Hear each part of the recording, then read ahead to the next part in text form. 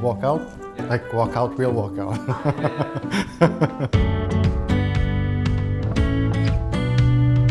In design, wood is everywhere. It's part of the floors, furniture, even kitchen cabinetry. But is it real wood or an engineered product that looks and feels like it? Today, we'll look at the characteristics and advantages of going for an engineered product. Hello, my name is François. Welcome to our E-SPACE.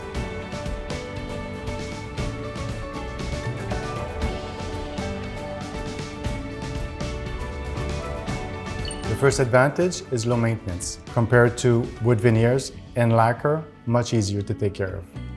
The second advantage is resistance to humidity, abrasion, and impact. Unlike natural woods, which has a tendency to be a softer material, the engineered product is more scratch resistant.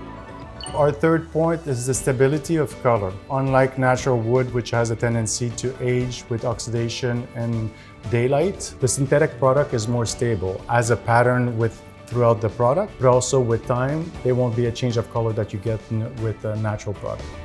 For our fourth advantage, our manufacturers are being very creative to offer us a wide range of finishes, colors, and texture.